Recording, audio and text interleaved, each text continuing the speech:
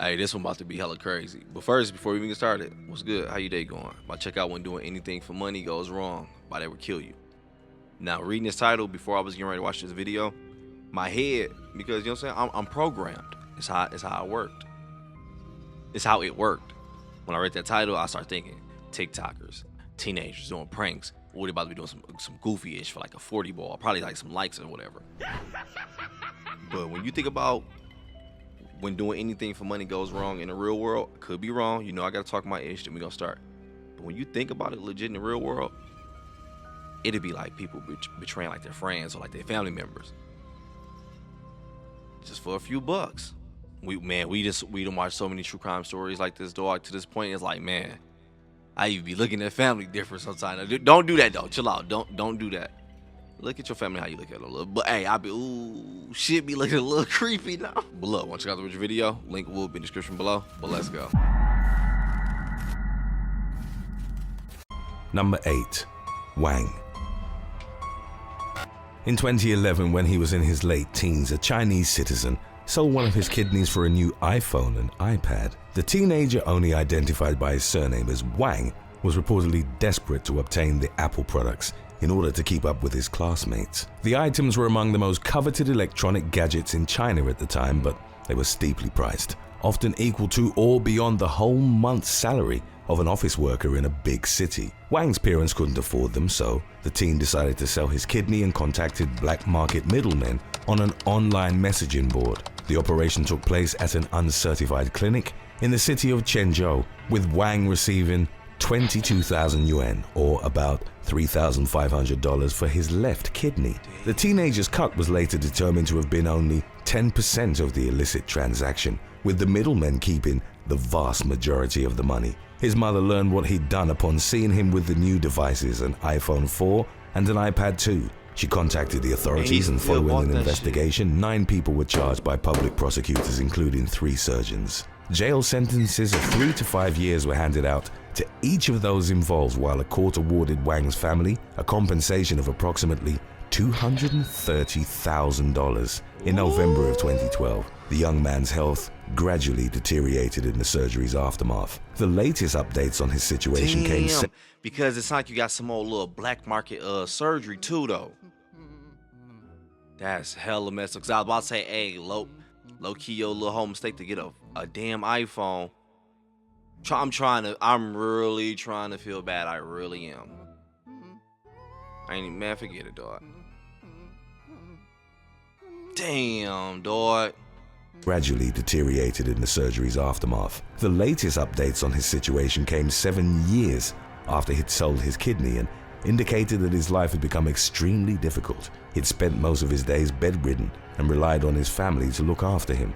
Wang, who suffered from renal failure and required regular dialysis, had also abandoned his studies and was living on social benefits. Number 7. Steph Matto. I do a little bit feel bad for him because, man, he was a kid and he ain't had nothing. That's what this shit is for. That's what a lot of this material shit is for. It's to legit take control of you.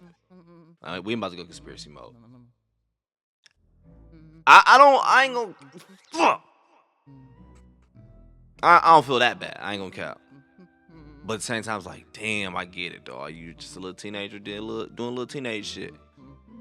But I kid you not. I guarantee at that age, I knew not to do that.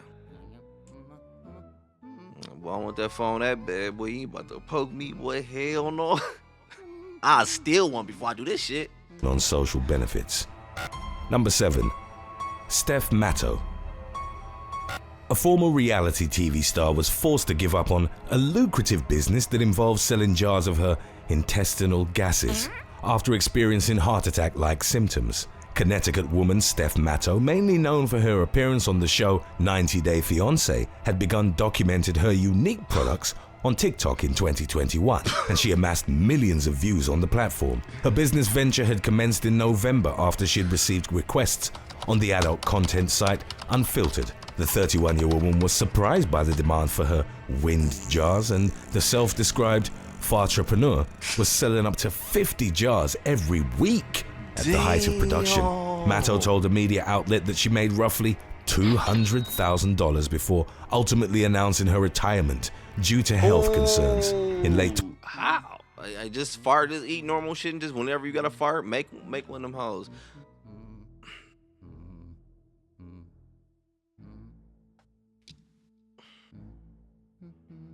Damn.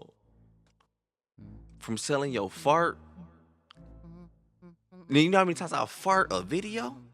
And you don't hear it. There's a couple of them. You can hear that shit, but the power edited, dog. You telling me I can get them out?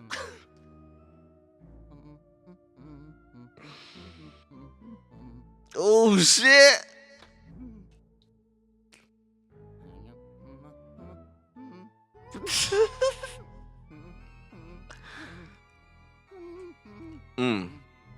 dollars before ultimately announcing her retirement due to health concerns. In late 2021, Matto was rushed to the emergency room with shooting pains in her chest and breathing difficulty. Talking to Jam Press, she said, "I thought I was having a stroke and that these were my final moments." At the hospital, however, an EKG revealed that the symptoms had stemmed from the accumulation of excess gas due to the woman's high-fiber diet. See, that's what I'm saying. Just make them naturally. You ain't gotta like be forcing them out. Whenever I like, hold up, I gotta fart real quick, nigga. Make a jar, put it to the side. Like, you don't oversee because you're doing too much for the money. Don't let the look. Make the money. Don't let the money make you. A wise woman once said that. From the accumulation of excess gas due to the woman's high-fiber diet. To keep up with production and demand specifics, Matto, for months, had been mainly living off of beans, eggs, and protein shakes. See? The former reality star also commented on the reactions to her unusual product, noting that while some had praised her girl boss attitude, she'd also received negative attention and even death threats. Number 6. Marcos Salas and Laura Holliday. The authorities in Palm Beach County, Florida, captured a pair of burglars in March of 2019 after they'd taken a taxi to the Boca Raton home they'd targeted. Marcos Salas and Laura Holliday, aged 34 and 33 respectively, were captured by surveillance cameras as they arrived at the address on March the 11th. Holliday checked the mailbox before she and her accomplice went to the back of the home. They proceeded to smash a rear window and then enter the property, from which they eventually made off with jewelry and other valuable items. Towards identifying the two suspects, the authorities were reportedly able to gather evidence based on the footage and the taxi driver's reports. Salas. That shit crazy to think about, because I remember when I was doing Uber for a bill, like a while ago. I legit was thinking about that. I wonder how many people I'm taking on the play right now. Like they making the play right now.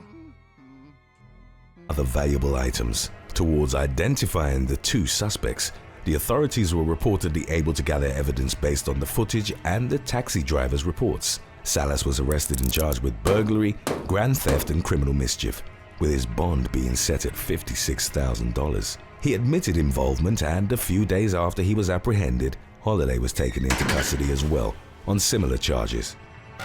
Number 5. James Sorby. In 2011, a young man from England ended up in the hospital. That one was basically that one was kind of the typical thing people do for money, honestly. That one ain't really hit me like that. That damn near everybody do that one for money. I mean, shit, it's just right.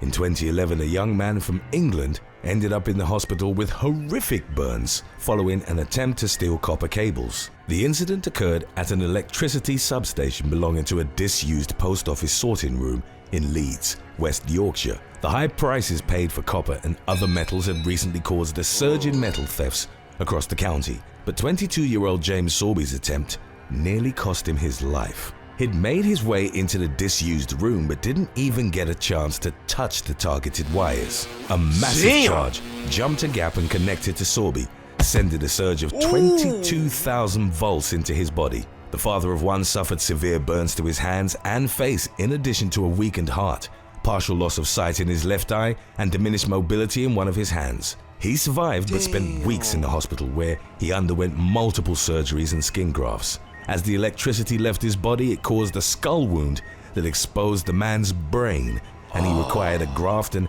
hair transplant for it.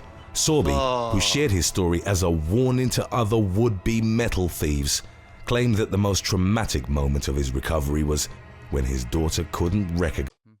And honestly, this is another one. It was bad, but I'm not about to say like it was stupid. And I know we're not watching the stupid one. We watched that one before, like I forgot what the title was. Basically, it was all stupid stuff. I know that, but what I'm saying about this one is, I don't even say this is like one of the ones like people do anything for. This one just sounds like, which is not good. He knew it was hella metal in there. I mean, copper in there. Like, bro, I gotta get this shit. Maybe I didn't even know if I go into that much of it, it'll do that. So he probably was thinking like, man, I'm about to just grab a little bit of this shit, boom, sell this, probably feed my daughter.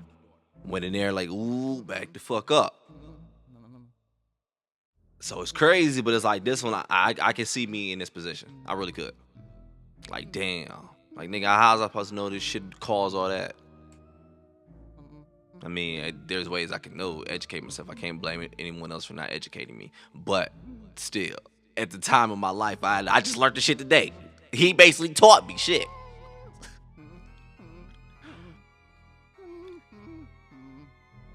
Damn. Claimed that the most traumatic moment of his recovery was when his daughter couldn't recognize him because of his facial burns.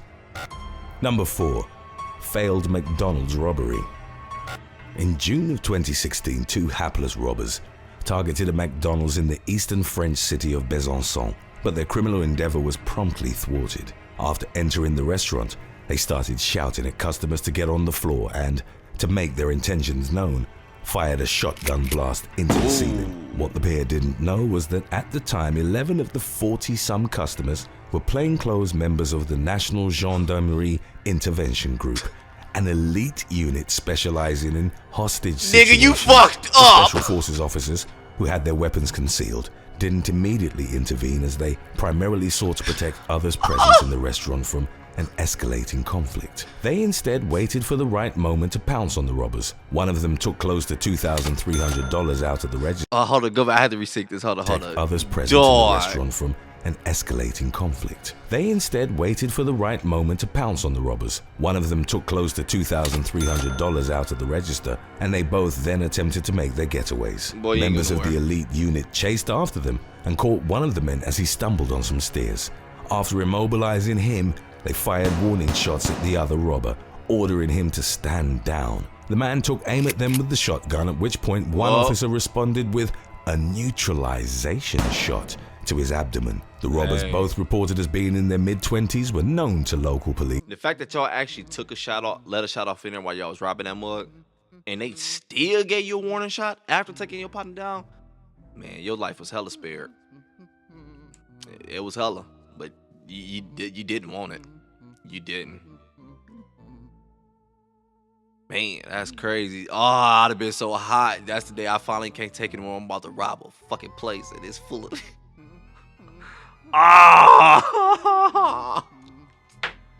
God. Shotgun, at which point one officer responded with a neutralization shot to his abdomen. The robbers, both reported as being in their mid-20s, were known to local police. They were taken to the hospital and subsequently charged with armed robbery. I gotta add. That's all they got. The police real nice there. That's all they got. Number 3. Carjacking attempt on Derrick Lewis. In May of 2021, UFC heavyweight contender Derrick Lewis took to Instagram to describe an incident in which an unnamed man had tried to break into his car. The attempted vehicle theft occurred in Lewis's home city of Houston, Texas. At the time, 36-year-old Lewis, nicknamed the Black Beast, not only competed in the heaviest division of the most prominent mixed martial arts promotion in the world, but also held the record for most knockouts in his division. Multiple media outlets reported on the situation, described the feared striker as the last man one would want to carjack. As he returned to his car on May the 18th, following a training session, Lewis heard some noises before discovering a man using a screwdriver and attempting to open the door on the driver's side. Lewis hit the alleged thief and then pinned him down until the authorities arrived at the scene. Hey, you know it wasn't no nice pin down. You know that was the longest pin down ever. I forgot, nigga. I forgot first. I forgot first, nigga.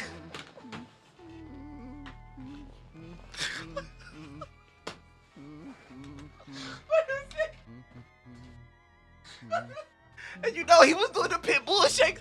I swear I'm sorry.